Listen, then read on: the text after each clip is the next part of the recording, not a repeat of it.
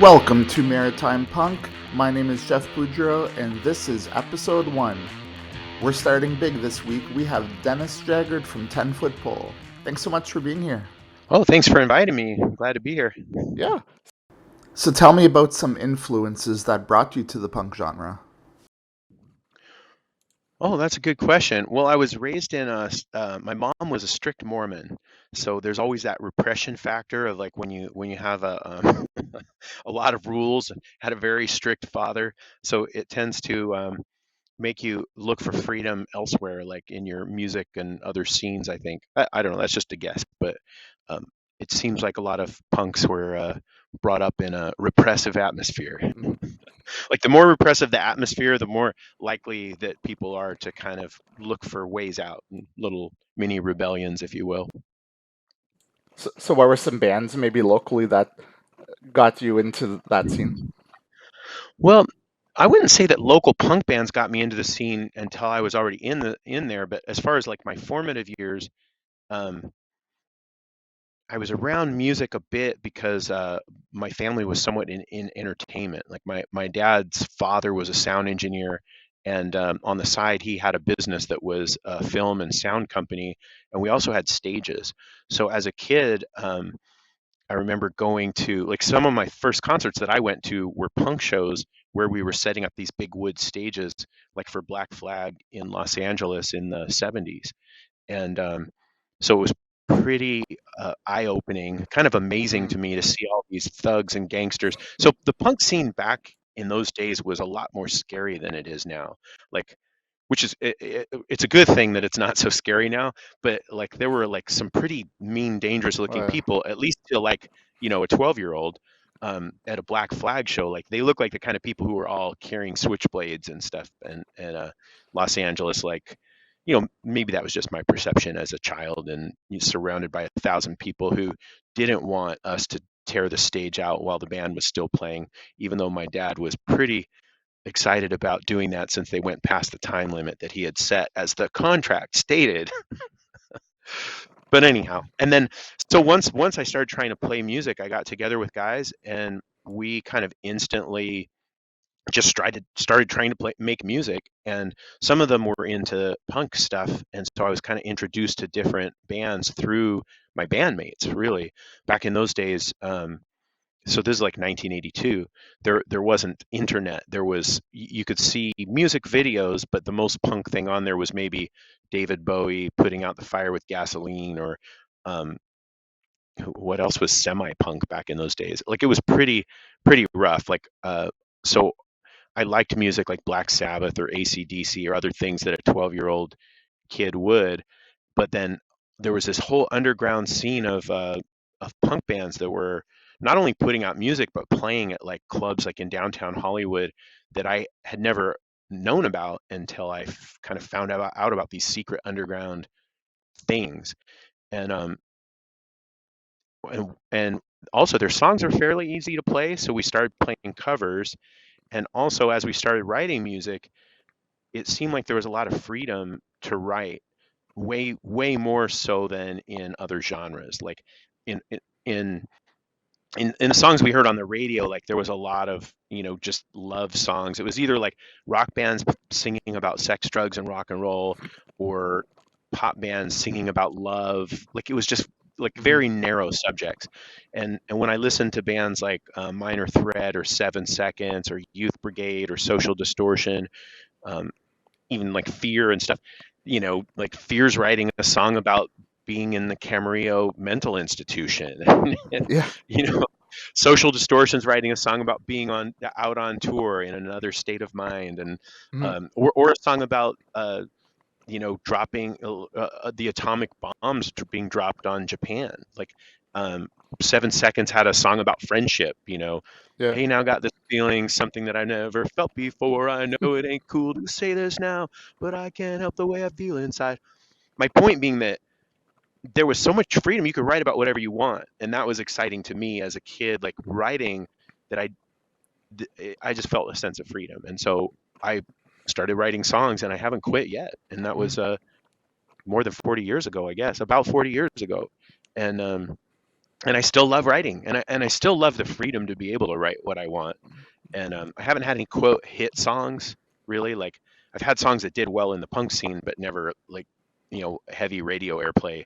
Unlike like the Offspring or some of the other bands that were on labels we were on, like even Pennywise had a hit song, but Bad Religion, Rancid, Green Day, like a lot of the bands that we played with had hits, and we never did. So, but at the time we were like, oh, we didn't sell out. We were just still out on the edge here. But I have to admit, I wouldn't be too mad if people liked my song so much that even it was being played on the radio stations on a No, regular basis. but I mean the way I see it as a teenager growing up in the scene, if you had a song on those Punkorama CDs, it was a hit. Like Yeah. when you played shows back in those days and you played those songs, did you know or did you have the sense that like wow, all these people know these songs now? Eventually we did.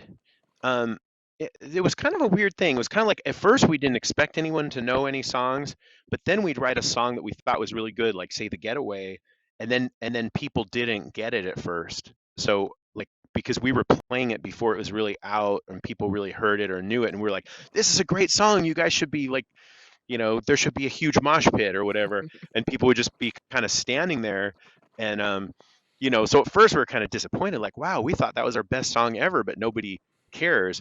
But like you said, eventually, because it was on, you know, like skateboard compilations or what, like all these other Yeah. things, that then people would hear it and then they would like it, which is another interesting thing about music. Like as a performer, you can't judge the quality of your music by how people respond the first time they hear it, because even if it's a great song, if they're not used to it, like at best they're going to listen to it and pay attention. But maybe after they've heard it 400 times, they'll just go nuts and be like, this is I love this song. um, so there's a bit of a lag between songwriting and the payoff of, if you write a great song, people actually like caring about it. And so music in general is like kind of like a marathon, not a sprint. Like you Mhm. try to write songs, and maybe 5 years after you wrote it, people will be enjoying it at a show if you're lucky. Yeah. It's Now really, it's really, you want your song to end up on TikTok. yeah. Whatever the medium. I mean, maybe things are faster nowadays because of TikTok and the Mhm. internet, but even so, I think there's still like the time that it takes people to really get to know it. And for us, of course, a lot of the fans still just like our first big record, because it hit at a time when they were like teenagers, or they listened to it a million times because that's when they were really listening to music. But and I appreciate that, and I'm glad people like the old stuff. But I also, um, I keep going forward because I love writing, and to me, what keeps me interested is the idea that I can do better. Like I want to write a better song. I want to Mhm. play guitar better. I want to sing better. I want our band to sound amazing. I want people to go like, wow, that was really cool. And I don't want to just live off the past or think that that was the best that we could do. And I think that a lot of, when people like that, a lot of it has to do with like when that music came out and how that affected them. Like you said, it was on some compilation and they listened to it every day. When I was 14, my day started with me like turning on music, and like I had a little box, ghetto blaster we called it, and bring it into the bathroom. Like while I was showering, I had the music on, and I'm getting ready, had the music on, you know, going to school, had the music on. Mhm. Like every minute of the day that I could, there was a soundtrack to my day. And I still listen to music when I drive a lot, but that's almost the only time that I'm really just listening to music, is when I'm driving. And thankfully, that's not too much, hours of the day. So it's understandable that people would like really like what they grew up on, Exactly. basically. Yeah. Are you a record collector? Do you have a mix of everything, or do you still collect, or is it more of a streaming thing? Oh, I stream just because I have stacks and stacks of CDs and things from the old days. I mean, I have vinyl and cassettes and CDs, and I, the truth is that when I want to listen to something, it's usually just like, oh, right now I want to hear this song. So also I'm an audio engineer, so I have to be professionally. able to get music right away. So I have a Spotify account, and like literally while I'm driving, it's like, "Hey Siri, play Man with a Mission." Kusuni no Kasimi no I can't remember what it's called. The song from the Demon Slayer. Like, so Man with the Mission is a band with wolf heads from Okay. Japan, and they are amazing. And I do sound for them sometimes. I'm Okay. scheduled to do sound for them in January, and sometimes, most of the time, they sing in English, but they do these songs for like anime and video games and stuff, Okay. and kind of a cool mix of punk, metal, and pop.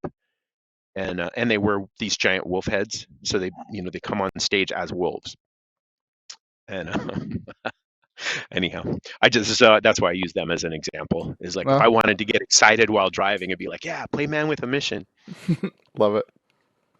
So, we kind of got off track a little bit, but going back to the Scared Straight days, that was kind of where it all began, and you had quite a run with Scared Straight before switching to 10-foot poles. So, what are some memories of those days? Some memories of back in the Mystic days?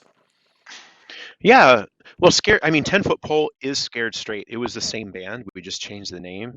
So to me, I don't kind of think of it. I mean, I think of it more as in decades. Like the '80s was Scared Straight, and early '90s, but then the band just changed its name. Hmm. Um, so uh, Scared Straight was the first kind of official name that we used. Before that, we had a bunch of other silly names that we just tried to we were a punk band, so we were always changing names and changing members and shifting around. Um, our drummer Scott was our original drummer was Scott Rudinsky, and then when we were Scared Straight, we suddenly got an offer to play on Mystic Records on the Nardcore compilation, which was Oxnard Hardcore, and Oxnard, California, in Ventura County, was kind of next to or a couple adjacent to Simi Valley, where we grew up in the suburbs of Los Angeles, kind of north of Los Angeles near the coast. And so we were glad to be invited to be on the Nardcore album, and um, and then suddenly, without my consent or input, all of a sudden Scott sang on the recording. He claimed that the singer at the time just didn't show up to the studio. I don't know what really happened. I was pretty upset at the time because I felt like that was kind of an undemocratic way Hmm. to choose the new singer. And also Scott was our drummer, so it was like, well, what now? We need to find a drummer. Like, what? How's this all going to go down? But regardless, that became Scared Straight, and then from then on through 1993, we were called Scared Straight, and had various drummers and bass players, and we had a second guitarist, Steve Von Tree Trunk, and we played at a lot of like parties, and we played in Hollywood, at the Cafe de Grand a lot. Like we played local LA shows, and then our first big tour, our first real tour, was in 1985 in the summer.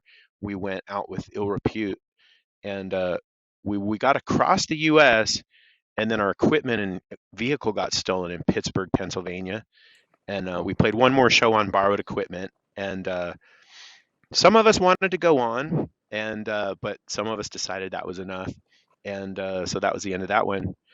But those of us who wanted to go on, you can imagine I was on the go on team. Yeah. We just loved touring. Like even though all our stuff got stolen, and that was kind of like a kind of a shocking wake up call to what could happen on the road, like the kind of risks that you run when you're out touring. The shows were so fun. It was just so great to be out there and seeing people from all over the country, like dancing to our music, like just it was incredible. And so that winter we toured again, but this time to like Texas, and like a southern tour, and we met No Effects. No Effects was on that one, and Entropy, and I can't remember if it's the Grim or who else was on that, but so we met No Effects, and those guys they were a much different version of No Effects that than exists these Yeah. days. The Mystic, no effects. Musically, they became a lot better in the '90s, let's Hmm. say, and like inspiring. They really became Yeah. amazing in the '90s compared to how they were in the Yeah. '80s. But it was cool to see that kind of that level of grit and determination of like Fat Mike, just like, this is what I want to do, and now I'm going to do it. And Mm-hmm. he made it happen. And um, not just through working, like when you work hard, it's not just like there's all these different elements of it. Like the music got better, the singing got better, the marketing got better, the songwriting got better, the like every every aspect of it. The art got better. Mm-hmm. You could just see like them working and working and working and getting better. And um and so I'm still doing that, like basically trying to do the same thing, like trying to Yeah. make stuff better. And it's not what I do all the time, but it's something that keeps me interested in coming back to the table and being like, let's write another album, let's do Mm. this. I've always liked Fat Mike's honesty because I have the his record with all like B sides and singles, and he has like crib notes inside, and he's just basically saying like, "Yeah, this song sucks. Listen to it once and never listen to it again." Yeah, I do too. Like I appreciate his honesty. He gave us some good advice. Like uh, we did a record. So when we changed our name to 10 Foot Pole, really it was Fat Mike that convinced us to do it. We made a record which became Swill, but we were called Scared Straight at the time, and we were trying to get Fat Mike to put it out on. We we asked to be on Fat Records, and he said we could be on Fat Records, but only if we just took his favorite 5 songs from the album and did an EP. And at the time, we were kind of butthurt about it. We were like, wow, we just made this whole album. We worked so hard. We're proud of it. We want this whole album to come out, so we're not going to do it. But a few months later, we got a call from Epitaph saying, hey, yeah, we do want to put out your record. And by then, we were like, you know what? Fat Mike was right. This isn't the best we could do. And after hearing all the other music that was out there, like The Offspring and No Effects Yeah. and stuff that was happening in the 90s, we were like, Swill sounds like it was made in the 80s. It doesn't sound like what we want to be. Mm-hmm. And so we asked Brett at Epitaph, could we make a new record? And that's where Rev came from. And also Fat Mike went. I can't remember, right around that time he convinced us that the name Scared Straight was tainted because just having straight in the title, people assumed it was a straight edge band, but also because of the way Mystic Records had marketed us. That's a whole other story, but basically they put out a Scared Straight album called You Drink, You Drive, You Die. And I did not give my consent for that title or Oh, really? artwork or even think the record was done. I was at UC Berkeley going to school, and I literally walked into a record store on Telegraph Avenue and saw Scared Straight. And I'm like, that's weird. Someone has a band name the same as Yeah, mine. yeah, And then I looked further, and it's like, Scott Radinsky was in a car crash. Da, da, da. Scott Radinsky, baseball player on the Chicago White Sox, was in a car crash. Da, da, da. So basically, Mystic Records had done this marketing, and I don't know if maybe Scott consented to it or helped them with it. I don't yeah. know. He denied it at the time, but I was pissed. I Oh, was like, yeah.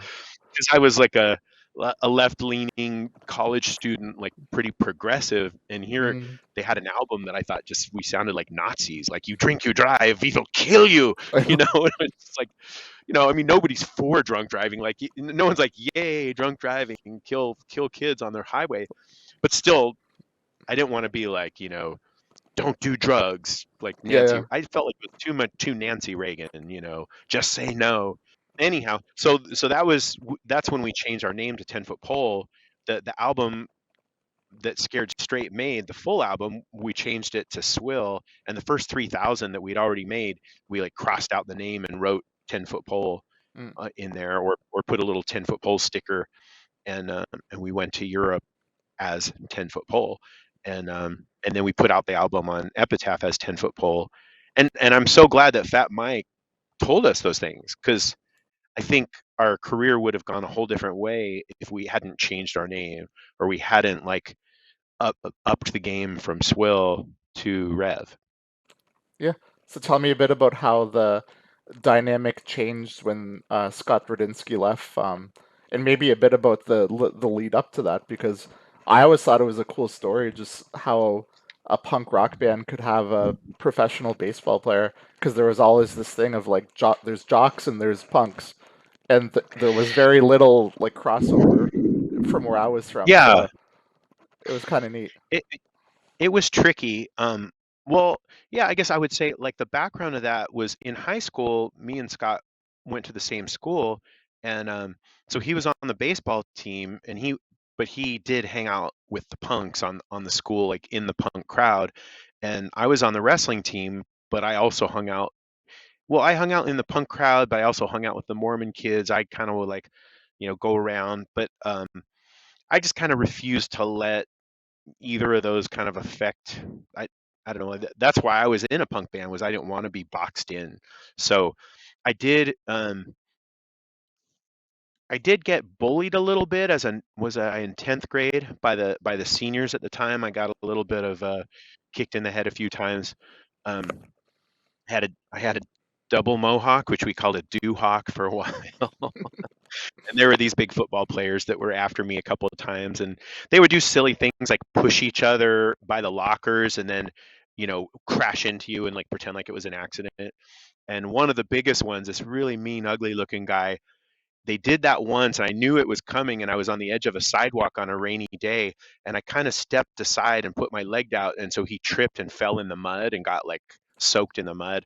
And then I ran away from him, but anyway, long story short, That's a good story. Keep it going. long story short, I kind of refused to be boxed in, and so I just did whatever I wanted and didn't give a shit about what people were going to say, and Scott did as well. And even on the baseball team, like his fellow players as a pro ball player, I think, some gave him a hard time, but I think a lot of them respected that he had a life outside of baseball. Um, and so Rev was written while Scott was playing the Chicago White Sox, and I was at home in Simi Valley, like guiding the band and writing music and practicing without him. And I went to Chicago for a week and wrote songs with him, like the song "Old Man," for example. I definitely wrote. I remember I was going to baseball games and watching, like, Bo Jackson used to break the bat over his knee if he Yeah, yeah. struck out. That was fun. Like, he was a big guy. For those who don't know, he was one of those guys that played football and baseball, like Hmm. just a really like strong athlete. And so he'd either like hit a home run or strike out. And when he struck out, he'd break the bat over his knee on a regular basis, which, being at Scott's games was kind of fun because I had never been that close. Like, they had his wife would bring me, and they had a season tickets like right behind home plate, so I could actually see the players' faces up close, as opposed to being either watching it on TV or being like, when I was a kid, I went to baseball, but it was a whole different experience. We were just like at the top of the stands, like you needed binoculars to see Yeah, the yeah. game. Just happy to be there, but Yeah, but anyway, I guess my point with that is that Scott was super devoted to music, but his real career was being a pro baseball player. And after Rev blew up, we did a tour with No Effects, and Rev was selling like crazy, and the Offspring. I mean, Rev was selling a lot for a punk band. We were selling a ton, mm, but nothing like the Offspring. The Offspring sold 7 million records, and for a punk band, that was like not just unheard of. It was like mind blowing that that could happen. oh yeah, And so, and then the Offspring invited us to open for them in Europe, which would have been huge, would have been like a huge thing. And of course, we wanted to do it. And there was a baseball strike, so we were like trying to convince Scott, like, come with us. But he refused and was just like, no, because if the mm, baseball strike ends, I've got to be right there, ready to go. I was like, but what if you're just in Europe and you're a flight away? yeah, You yeah. know? So you're both Um, chasing different dreams at the same time, and yeah, I mean, I mean, and certainly I couldn't blame him. I mean, he was a pro baseball player, like, getting paid millions of dollars. Like, he was in the big leagues, playing in the big games. Um, and I didn't really think about it at the time, but in hindsight, so we had gone to Europe with Swill, but the end of the tour kind of fell apart. So we had gone to Europe with Scott singing, and the end of the tour kind of fell apart, and Scott actually left early, like a week early, and we were stuck in the Czech Republic. We stayed there because it was like $30 to rent a room for the whole week. It was like really, $5, 5 cent beers. Beers were literally 5 cents. Like in US dollars, it was five wow, cents. And so it wasn't too rough, but we were sitting there for a week, and we had a show lined up in Prague. And so the kids were trying to convince us, hey, just play the show without Scott. And we're like, well, we can't do that. We're not prepared. But it kind of planted the seed because part of me was thinking, maybe I could, like, I could just learn the song, whatever. So we didn't do that, but it kind of planted the seed to like, well, maybe we could do it. And, and then after the Offspring invited us to tour and we said no, which would have been kind of like, could have possibly like made the band huge or Mhm. much bigger than we were. Um, we were pretty disappointed, and we kind of got to a point where we decided we had to at least um, tour like 3 weeks a year. I think was we basically gave Scott an ultimatum and said for us to be a band, we need to tour at least 3 weeks a year. Like, can you commit to that? And he couldn't or wouldn't, and so we decided we'd get a new singer. And that's a whole other long story, but the summary of it is we thought um, we just wanted to play all the time, and I didn't think I could hold the band together if we didn't have some kind of light at the end of the tunnel. Like, Right. at least 3 weeks a year as like a commitment. Like, we're gonna go out, we're gonna do this stuff, because we were watching all our friends' bands blow up and play in front of thousands of people and being in these amazing situations, and we were basically sitting at home without our singer, going like, well, let's practice for 9 months from now when maybe we'll get to play some shows with Scott. Yeah. So Exactly. we decided we'd audition new singers, and I started trying to learn how to sing because I wanted to audition because I had written most of the songs. And as the songwriter, it was uh, I liked the idea of singing rather than just having someone new in the band that I didn't know for sure, are they gonna stick around, like all that, maybe they'll get a major league baseball career or something similar that pulls them away. And I knew that if I became the singer and could do it, that I would be committed. And as Mhm. you've seen, it's been whatever that was 30 years ago. Yeah. So I did stick with it. Um, and then we also made a deal with Epitaph. Like, we went to Epitaph and said, hey, we want to play all the time. What if we get a new singer? Could Scott still be on Epitaph Records but with a different band name? Mm. And so when we went to Scott with the whole thing, we weren't just like, you're out of here. We were like, what if Mhm. you have a new band that's on Epitaph? We could even be the backing band, but you're on Epitaph Records already, which was a huge thing. And and that's how Pulley started. So Yeah. Pulley was basically something that we negotiated with Epitaph before asking Scott, well, telling Scott that we wanted to go on without him. And he was he was understandably bitter at the time and didn't want us as his backing band, so he got other guys Yeah. and did use some of our guys over the years. But because I stayed in 10-foot pole, I never ended up uh, in Pulley. I shouldn't say because, but I assume because of that rift that happened. But I always was a fan of Pulley too, and Mhm. was stoked to be able to keep pursuing my dream, but also to not like burn. I felt like we didn't burn Scott. I felt like it was like, hey, he's a pro baseball player and he's having a great life, Mhm. and he gets to live the punk life on Epitaph on his own terms with his own band, where they know going in it that there's not really, they're only going to play a few months out of the year at the Yeah. most. It's kind of like a best case scenario based on those circumstances. Yeah, I tried to do my best with with like supporting him so that it wasn't like a bitter breakup, or at least it was bitter on his side for a few years, and then we kind of made up and whatnot, but it was never bitter on my side. It was Yeah. just, I felt bad about it, but I also like, what can I do? Like, I can't keep a band together when they're like having these huge opportunities come along, but they're sitting at home for maybe a whole year, maybe even 2 years without being able to play a show. Mhm. And it's kind of cool too because Pulley's still at it. They released a record in 2022. Do you think there'll ever be maybe a tour with 10-foot pole and Pulley together? I wouldn't bet against it. I mean, economically, it's not likely just because it's probably mostly the same crowd. So it's kind of like double the expenses, but the same number of tickets sold. But I don't know. I'm not against it. I don't have any bitterness or any ill will. I just have positive things for them. I think their music is great, and Scott's a great melody writer. Like, Mhm. even on the songs that I wrote, he usually or often wrote the melodies to it, and with the help of the producer would adjust the melodies. So I've always thought I always thought his writing was good as far as like the melodies and stuff. And whereas my strong point is generally more like kind of the text of the lyrics, I think.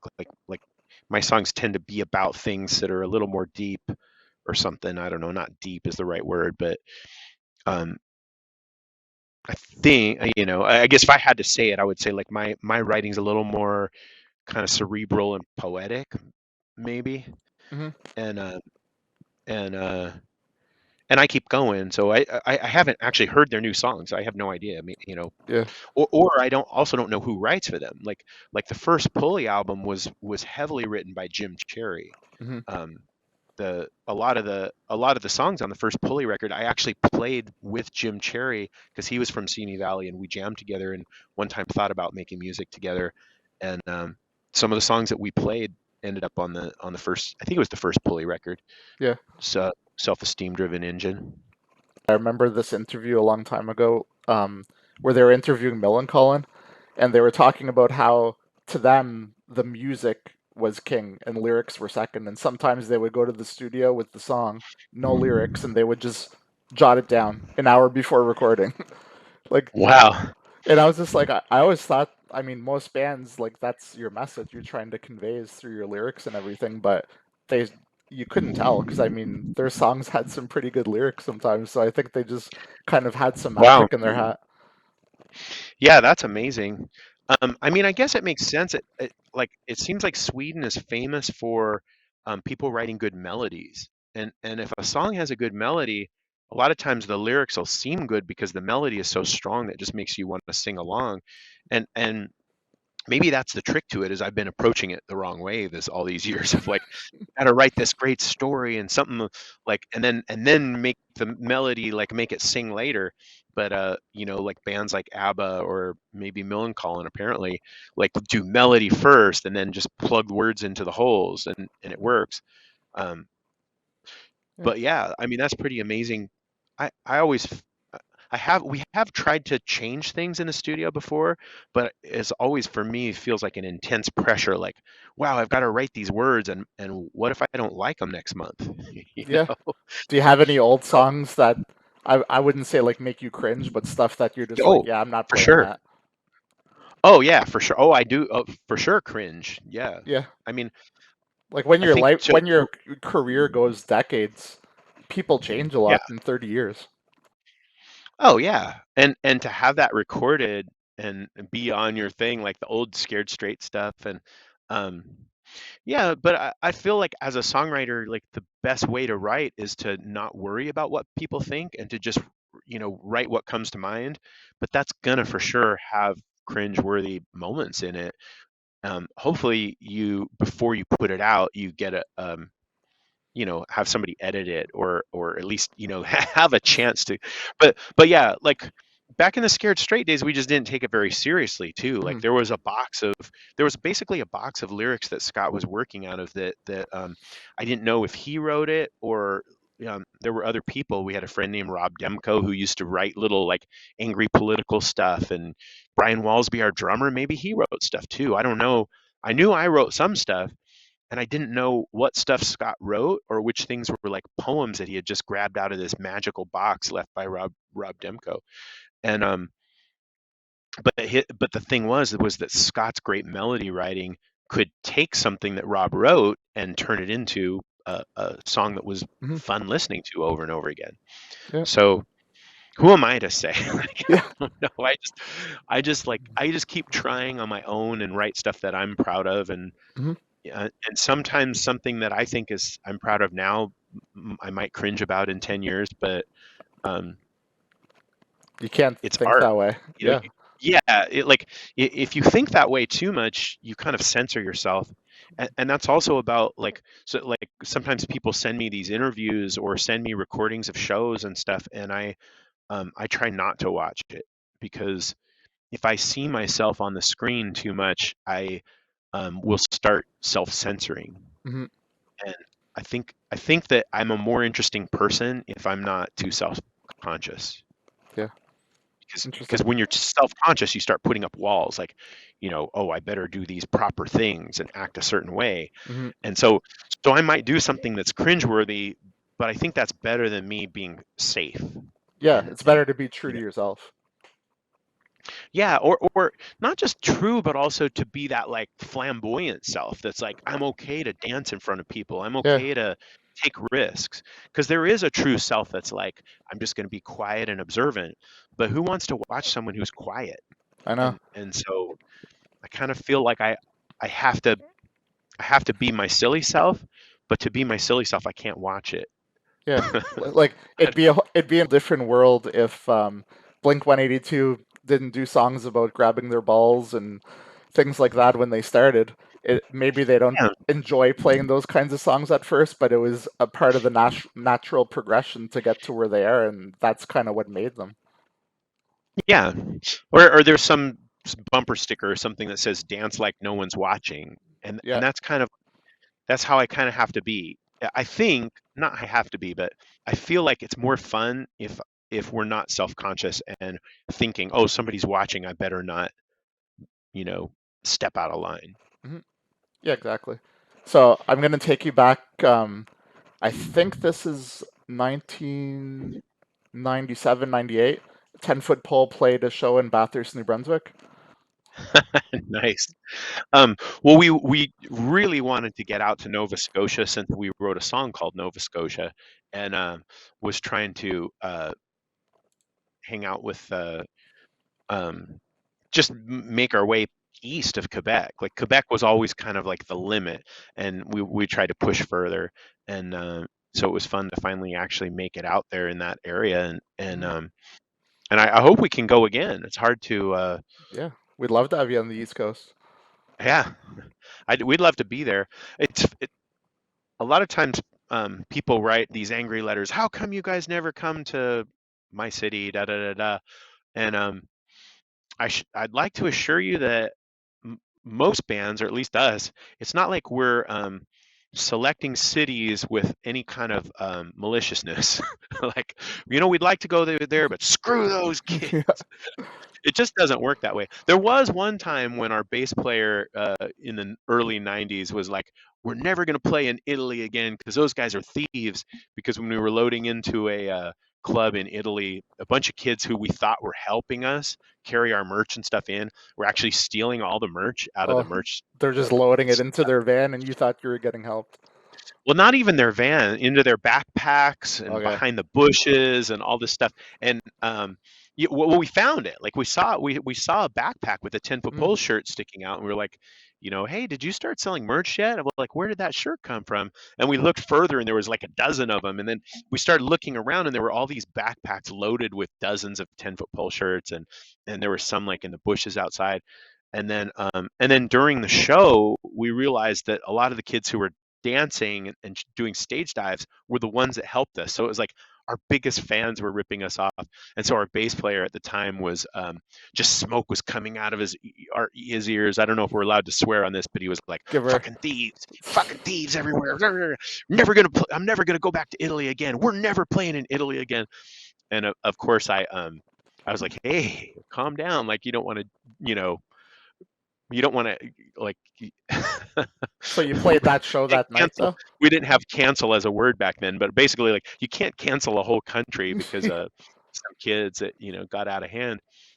And he was like, "Hell, I can't. I'm never coming here again."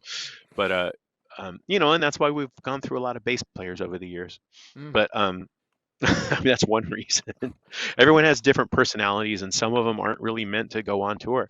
And of course, we've been back to Italy many times. Yeah, But now we just don't accept help from people who want to help us carry merch. yeah. Yeah. Lesson learned. Here, can I carry that box of skate decks for you?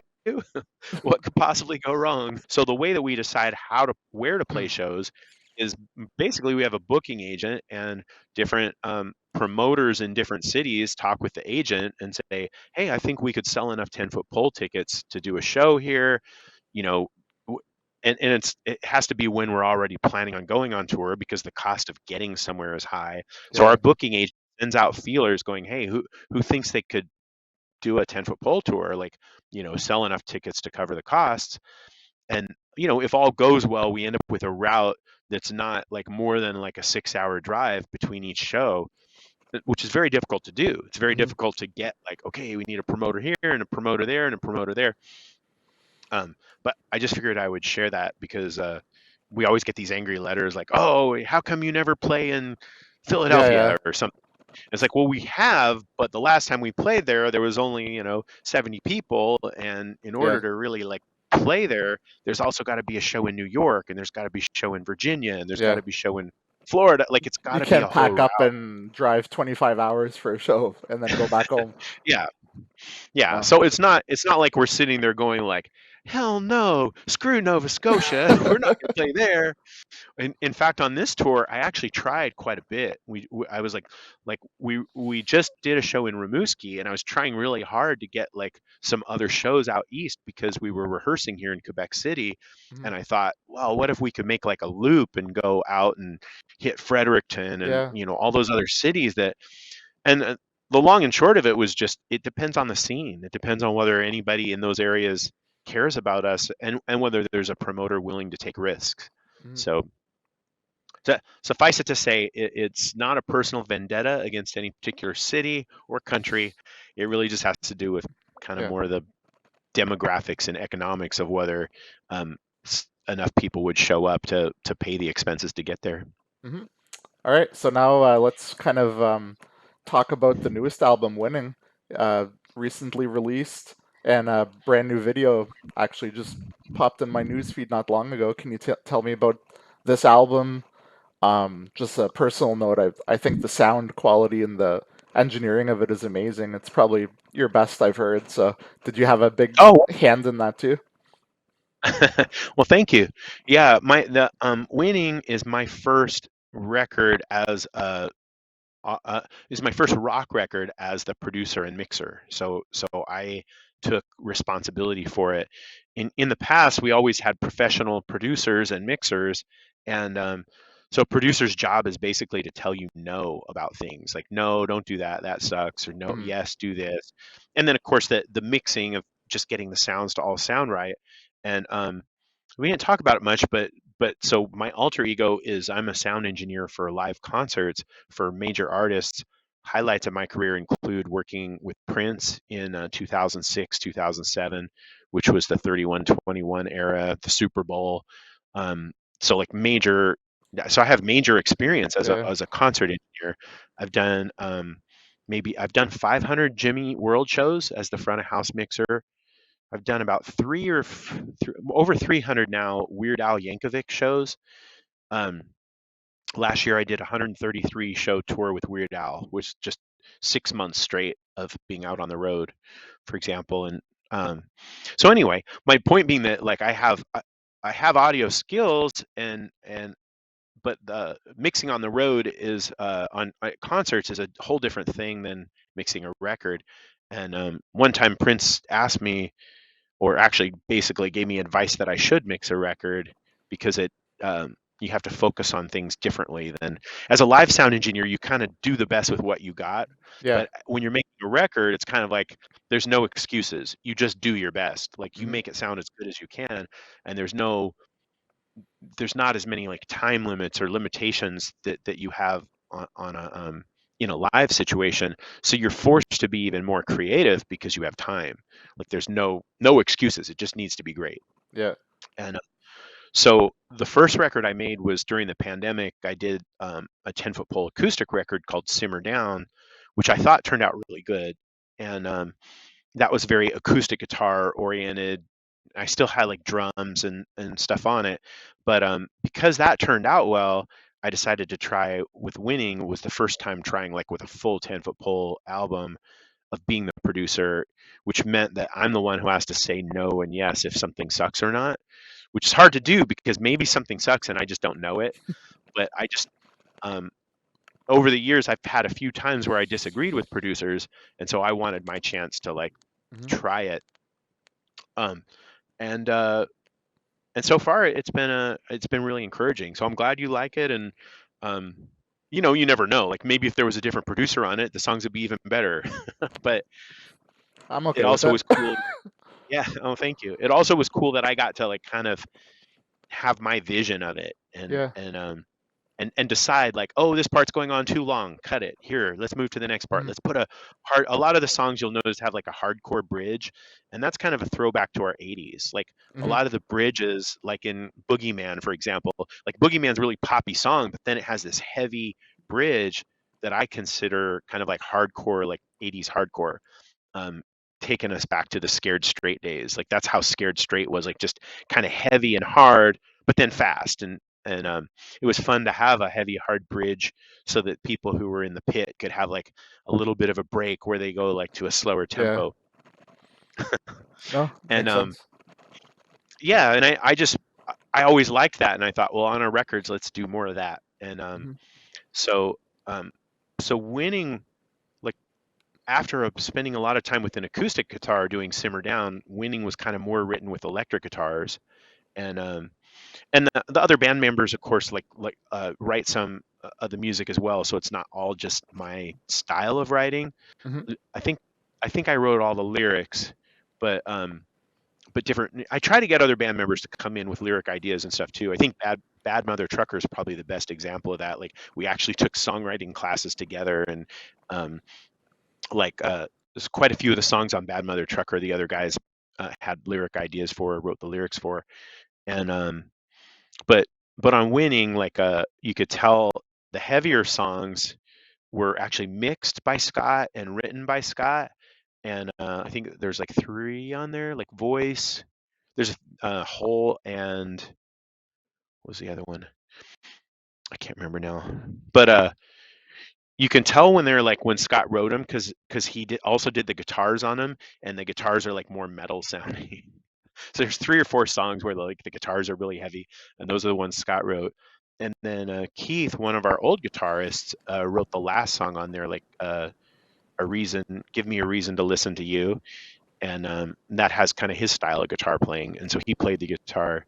So I thought that was fun to have like the guys who wrote the music actually like do the Yeah. guitar track because all these guys are like kind of qualified to do their own recording and so I had fun with that, like to kind of mix it up and have different styles, but to be a little more aggressive. Our previous record, Escalating Quickly, was kind of a little poppy and had a lot of like little guitar riffs and even keyboard parts and stuff that was like kind of experimental for us. Um, and a lot of Escalating Quickly was written on an acoustic guitar, so it's kind of a whole different approach. And it was fun with Winning to kind of get back to what I knew the old '90s fans would probably prefer. Yeah. Yeah, that's the Um, first thing I thought of. I'm like, man, they haven't missed a beat with this one. It's like I feel like I'm 17 and listening to my Shockwave CD player on my way on the school bus. To, like that's the kind of vibe I yeah, got. it was a little bit of a nod to our some of our old fans were a little bit irritated with Escalating Quickly. They just thought it was a little bit too soft and too melodic and too many mid-tempo songs. And which Escalating Quickly has some songs that I love on there, like Don't Hmm. Be a Dick, which like kind of like um, I'm super proud of that. But and Forever Road is also a really cool song on there that we're gonna play on this tour. Um, but it was fun to like give those guys a little gift, if you will. Like, Yeah, okay, we understand on the last record we went a little experimental. So here's what you really want. Let's give the people what they want. And so we tried to shred a little more on Winning. yeah. Now, the music video can we stop trying to win? I know you're a big wrestling fan. How fun was that video? It was awesome. I wouldn't say I'm a big wrestling fan. I wrestled in high school, so I was like really into actually like wrestling, like Yeah, yeah, like high school Olympic style style wrestling. wrestling. Um, and like I was really into it, and um, it was fun to do just that whole. I mean, the just with the song being "Can We Stop Trying to Win," the whole like kind of anti-conflict, anti-competition, you know, um, lyrical considerations, and then having just this raging fast music and the theatrics of the pro wrestling circuit. It was just so fun. Those guys, North Shore Pro Wrestling, were just super cool to work with, and like they were so supportive and just really like amazing guys. Like I couldn't believe how many like hard hits they actually took. Okay, like take 13. You hit, Yeah, okay, hit this guy in the face with the steel belt. It was like, oh my god. it's Okay, like this his. guy's gonna jump off. You don't even see it all in there, but there's like some like amazing jumps and stuff, Oh, and there's got to be some outtakes that maybe one day you'll get yeah, a blooper reel or something out there. yeah. I'll definitely like to. I'd like to see some of that, like all the different ones. There's just too many to fit into one song, like to you know to make it work. Um, but really appreciate them, and I'm proud of it too. Like so if for people who haven't kept up with 10-foot pole, we had some silly videos in the 90s that were also, I would say, pretty that I'm very proud of. Um, the song "The Getaway" is, for example, a spoof of a movie trailer, like an action movie trailer, Hmm. but it has so many different settings in it, locations, I guess I would say. Like it was shot on location in so many different locations. The whole goal to do that was to make it look like there was a real movie. And if I'm being honest, I actually had hoped that it would be a hit song and then people would demand that a movie be made, and that it would be like how Sylvester Stallone's career took off because he wrote Rocky, but he wouldn't let them put the movie Rocky out unless he was the actor in it. So I was going to be like, well, the getaway is, we've already got the trailer with me as Yeah, as the main actor. So now we have to make a whole film with me as the star. this is And my that'll, moment. that'll be it. That'll be like the whole like seed that starts the Dennis Jagard acting career. One can dream, but I am super proud of that video. Like just so many different like silly Hollywood and buildings and jacuzzis and the beach Yeah, and explosions and fights and car chases, like all that in one thing. it's good stuff. And we have a video for Broken Bubble back in '94, which has go kart racing in the streets. Like we're I also remember that. some Yeah, explosions, and yeah, go kart racing, also explosions. Um, and we have a video for Armchair Quarterback. That's a bit of a silly one about a football party gone astray. Um, leave it at that. anyhow, I I and maybe because I was raised in show business in Southern California, Hollywood kind of vibe, but I just think it's so fun to make like a little movie like that, and to have like actual directors and people who are professionals. And so I'm proud of all our videos, but I'm so happy that recent one turned out like it's. So for people who haven't seen it, please check out all of them, but Yeah. especially the last one's called "Can We Stop Trying to Win?" Mhm. And I'm pretty stoked about that. Love it. And you can find all this stuff at 10footpole.com, or at least links to it. TEN 10footpole. Perfect. Thanks so much for doing that. It was fun to kind of take a trip down memory lane and learn some new things, talk about some old things, and hopefully we will see you on the East Coast soon because I know there are some people in the Maritimes that would love to see you here. We'd love to go there, and the more work we do, hopefully we build up a fan base that would be able to support it, to get and convince promoters that we're worthy of playing in your part of the world. So fingers crossed. I'll try to keep doing a good job on this tour and write new music. We just had our first show of this tour in Rimouski, our first show in years, and it went Mm, really great, and people were having a good time, and the band did well, and fingers crossed we'll kind of try to keep that train going hmm. and end up out there in the Maritimes. All right, love it. So thanks again, and hope to see you soon. Thank you. Take care. All right.